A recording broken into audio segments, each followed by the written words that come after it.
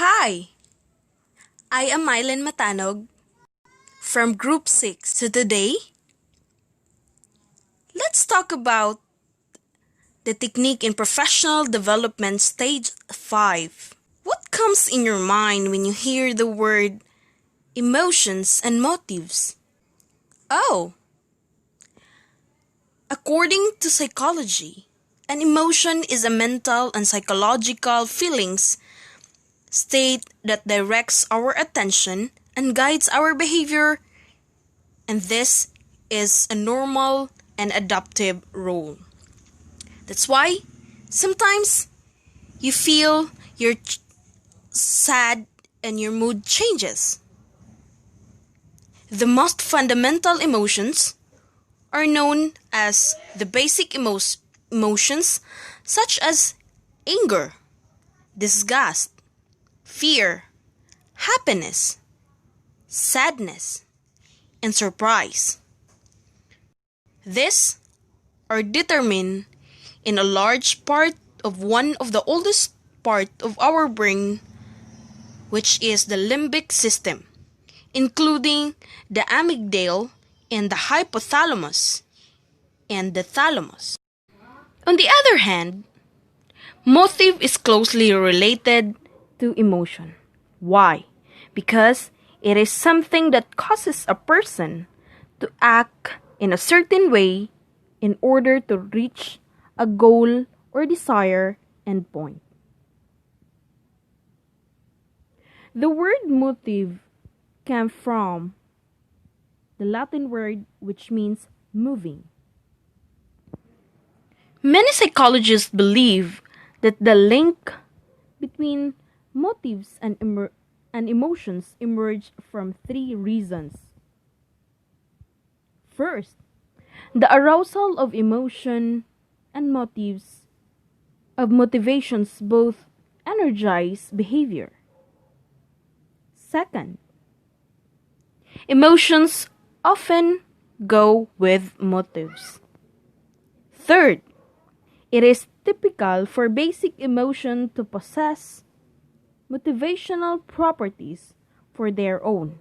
For example, if you are feeling excited of something because there is a prize when you're done with that work. Next, the kinds and classifications of emotions.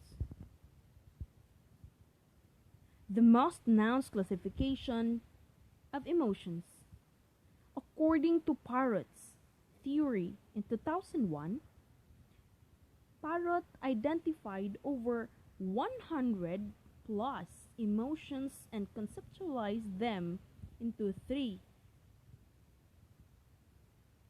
structured lists. But not all these emotions can be identified by the facial expression. Some are through actions. This, the primary emotions are love, joy, surprise, anger, sadness, and fear. And the secondary emotions, affection, lust, longing, under love, cheerfulness, zest, contentment, pride, optimism, enthrallment, relief, under joy, surprise, anger.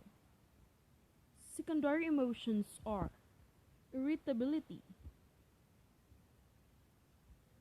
exasperation, rage, disgust, envy, torment. Under sadness, suffering, sadness, disappointment, shame, neglect, sympathy. Under fear, horror, nervousness. These are the primary and secondary emotions. And why emotional intelligence is important in tourism and hospitality industry? Now let's know. First, tourism and hospitality customers, or especially those who has a high standard, they are difficult to satisfy. In order to achieve the goal of satisfying the customer, employers must anticipate the needs and wants of the customer before verbalizing to them. Second, emotional intelligence is essential for managers in building a strong relationship with the employees by understanding and showing them empathy. This is very important to create a good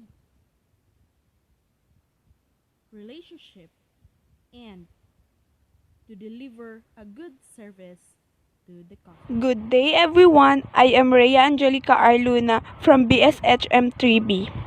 So today, I'm going to discuss to you the stress management. What is stress management? Stress management, it is a wide spectrum of techniques and psychotherapies aimed in controlling person's level of stress.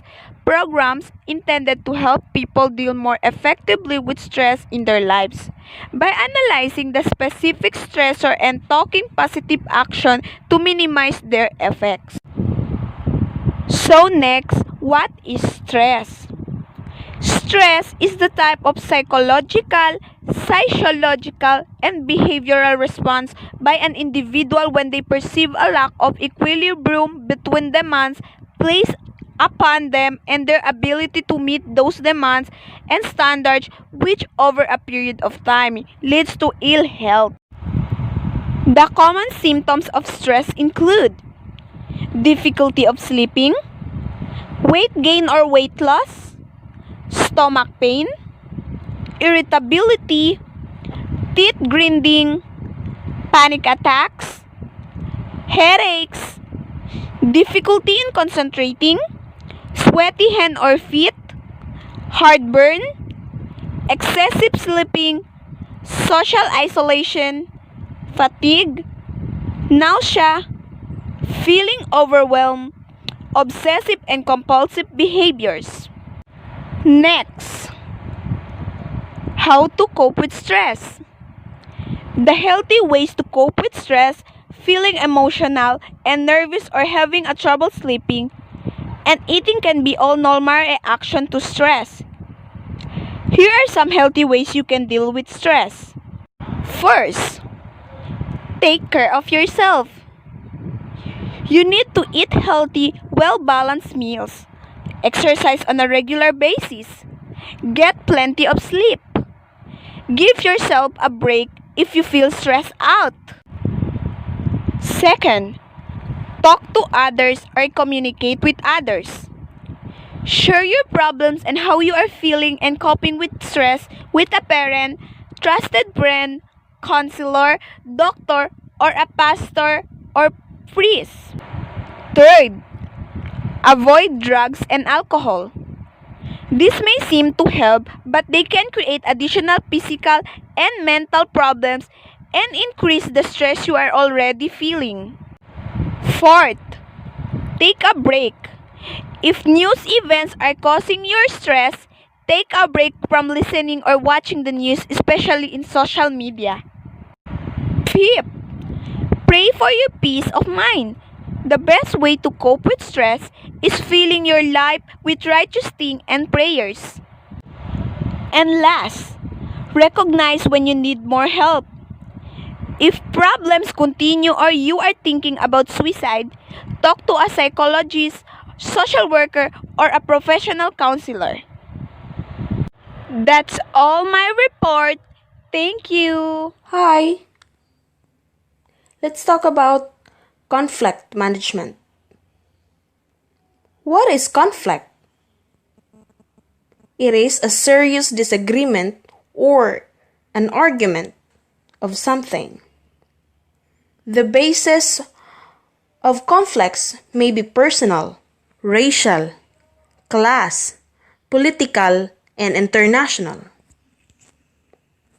Conflict management is an essential part of the leadership due to the fact that conflicts have a significant impact on employee morale, satisfaction, and turnover, which again impacts the organization as a whole. Therefore, conflicts have to be managed in order to create successful and harmonious operation. Now, what is the different levels of conflict?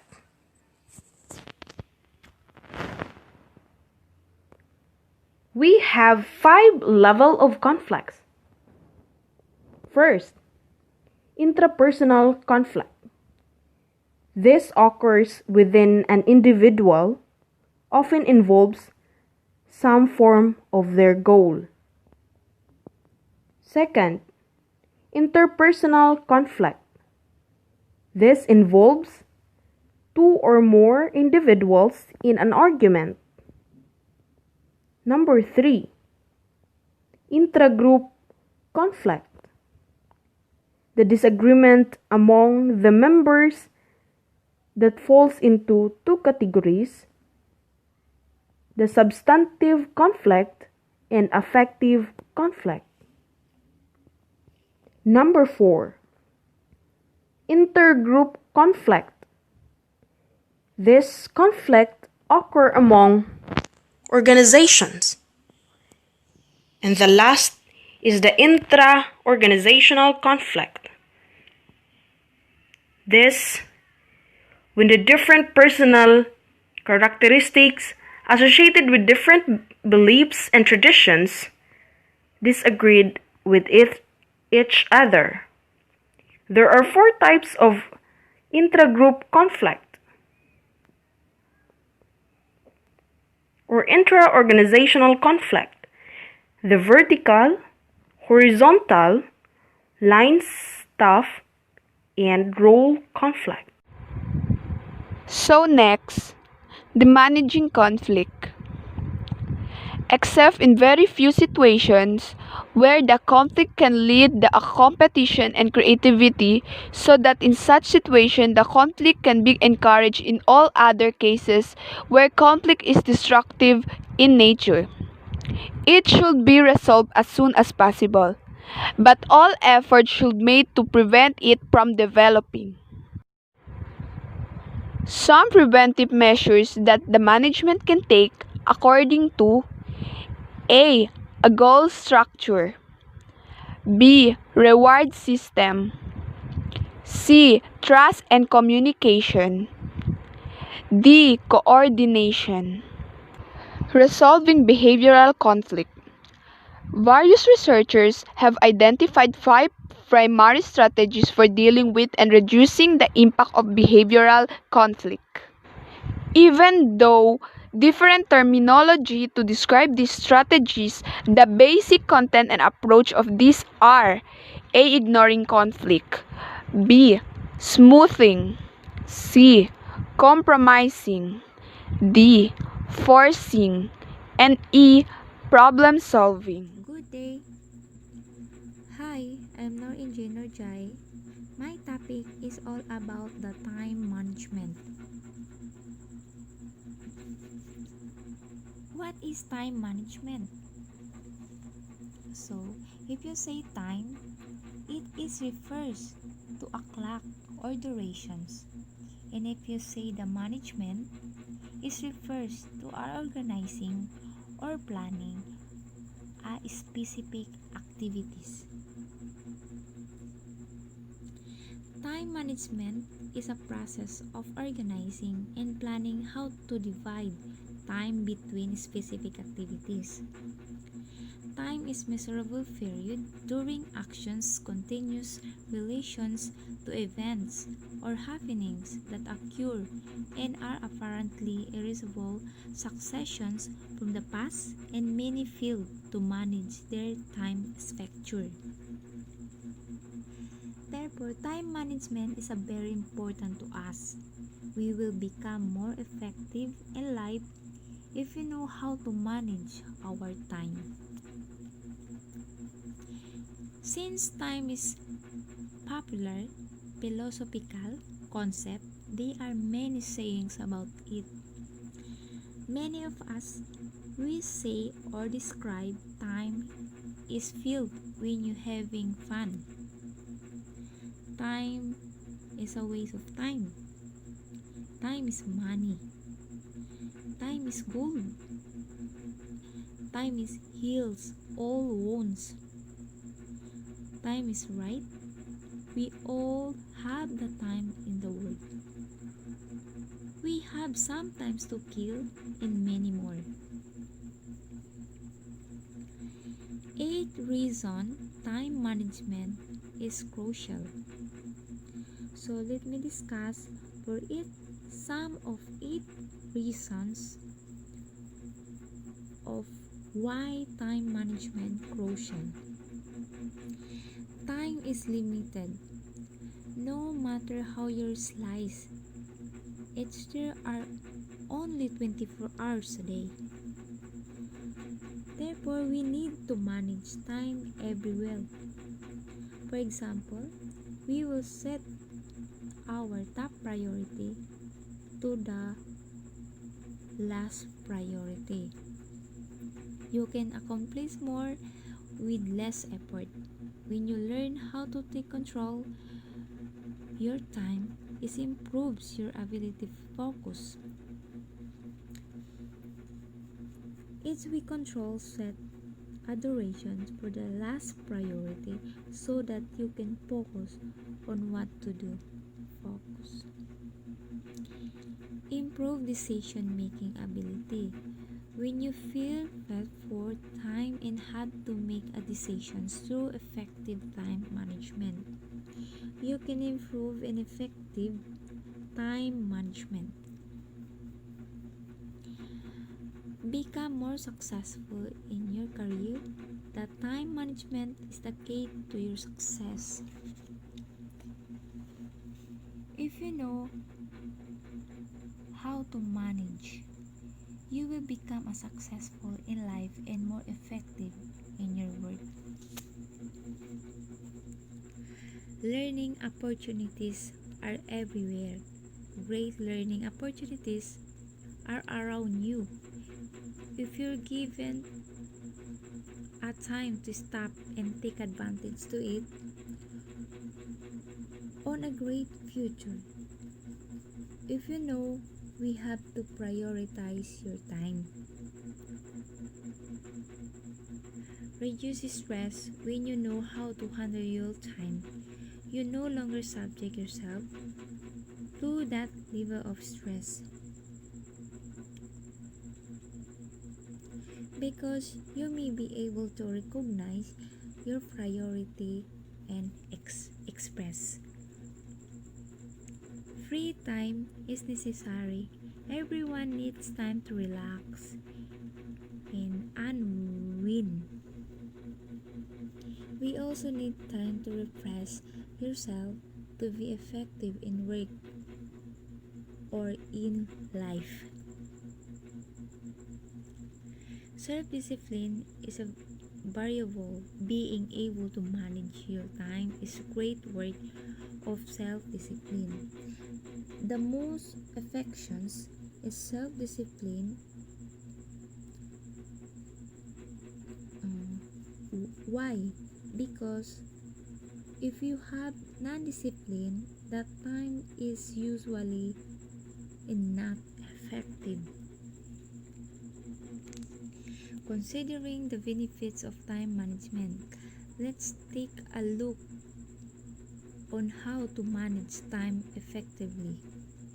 We have also to considering the benefits of the time management to effective, like for example, set your goals. Set goals correctly. Use the SMART method to achieve your goals. Prioritize wisely. Prioritize tasks based on their importance and urgency. List down your top priority to the last priority. Set a time limit to complete a task. Time frame is essential and efficient task performance. Set the duration each priority on work. Take a break between tasks. Allow yourself to take a break when you feel rest and refresh yourself, considering the graveling, a brief nap, or going for a work of meditating.